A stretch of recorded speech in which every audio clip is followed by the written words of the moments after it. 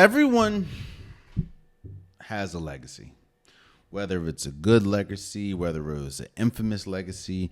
Everyone has a legacy. Some more than others, some more recognized than others, some on a lower level. Everyone has a legacy. A legacy is, what are you remembered by?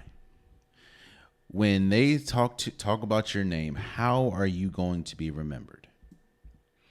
And usually the legacy talk comes up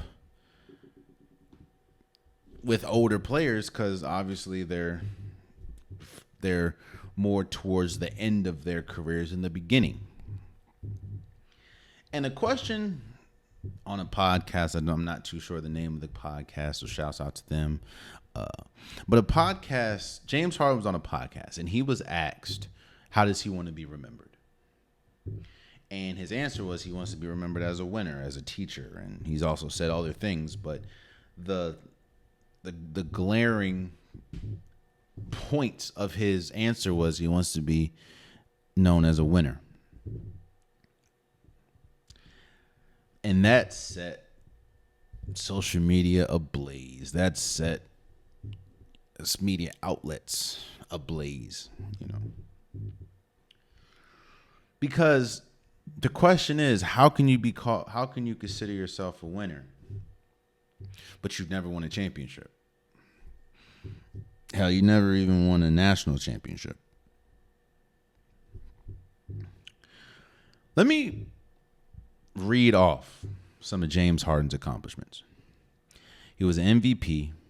He was a 10-time All-Star, 6-time All-NBA first team. He was an All-NBA third team. He was a sixth man of the year. He was a 3-time scoring champ.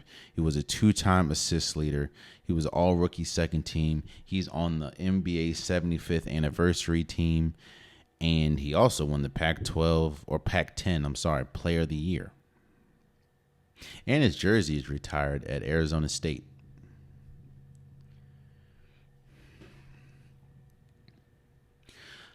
Let me first say that I understand completely where a lot of people are coming from, saying that you can't call yourself a winner if you haven't won a championship. I get it.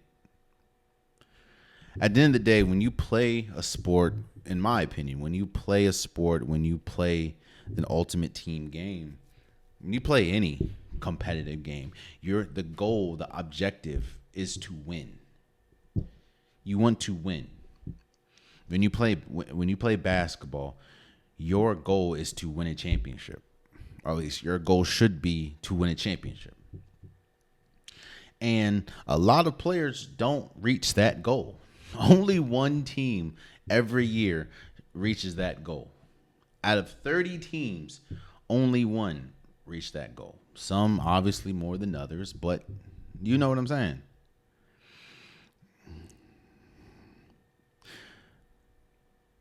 When we talk about James Harden,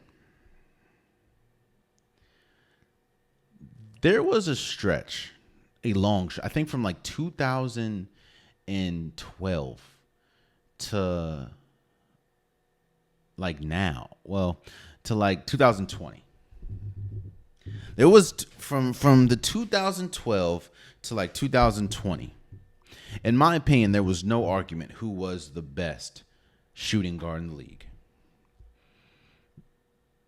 That was James Harden. James Harden, I just rattled off his accomplishments. There are players that play longer. There are players that played 10, 15, 20 years that can't come close to what James Harden has done. Not just accolade-wise, but James Harden, for a good stretch, was in the argument of best player in the league. For damn sure, the best shooting guard in the league. Now, I watched Stephen A. Smith's response, and I do agree to a sense of it's very hard calling yourself a winner in the same breath, in the same realm that people also consider you a quitter. Because whether we talk about how it ended in Houston, whether we talk about how it ended in Brooklyn, whether we talk about how it ended in Philly, he forced his way out of all three of those situations. And there is a shot that, I'm not going to say he forced his way out, but there's a shot that he forced his way to LA, and there's a shot that he may not even be in LA next year if they don't get a contract done. So it's very hard for people to understand and to rectify how his stints have ended his last few times, and also consider him a winner because he was unable to, for lack of a better term, thug it out in these areas, in these organizations. And I get that. I do. And I also understand people's emphasis on the playoffs, because even in that, there have been times in the playoffs where it looked like, I'm not going to accuse him, but it's looked like he's quit on his team, on his teammates. And he's had some game sevens that were he was absolutely horrible. He's had some games in playoffs where he was just absolutely horrible. I get that. So in that sense, I understand where people are saying, well, there's no way in heaven or hell you can consider yourself a winner. A, you never won a championship.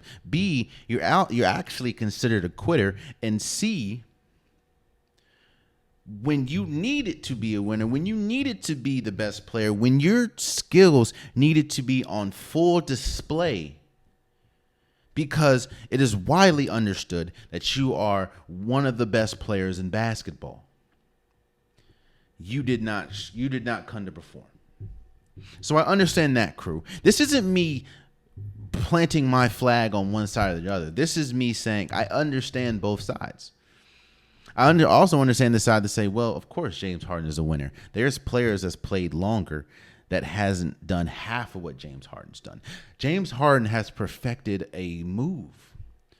The step back was obviously there with James Harden, but he perfected how it was used.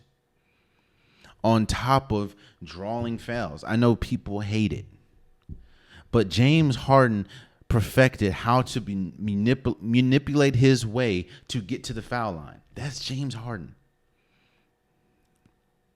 His imprint is forever in this game. Just like Steph Curry's imprint is forever in this game as far as shooting the ball, James Harden, as far as the step back, as far as finding ways to get to the free throw line, that's him. And I understand that when you look at all this, they're all regular season accolades, which I get.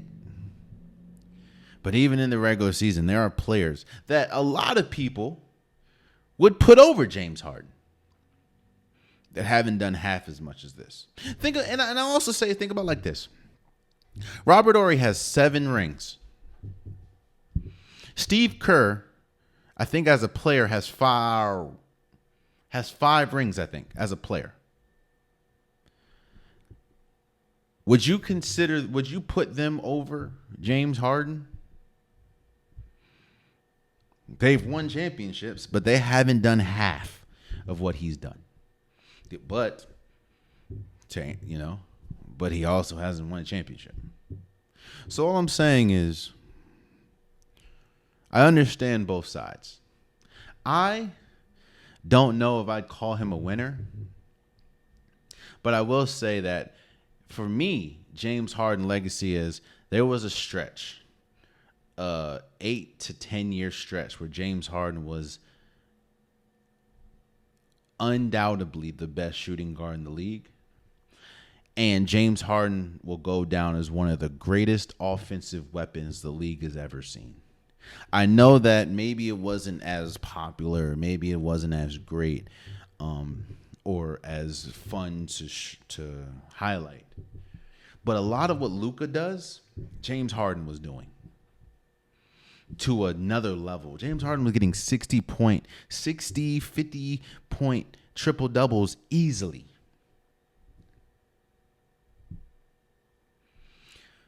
That should show you all you need to know. Whether you want to call him a winner or not, that's on you. And honestly on him. Cool. I probably wouldn't say winner, but what I will say is his legacy is cemented as one of the greatest players we have ever seen. That essentially just didn't get it done in the playoffs. Oh man, you stayed to the end of the video. I appreciate you. If you like what you saw, be sure to hit that subscribe button so you'll never miss any content from your boy. You can also go back and watch past episodes, past clips, and don't forget that the Unpopular Podcast, new episodes drop every Wednesday and Saturday. Appreciate you.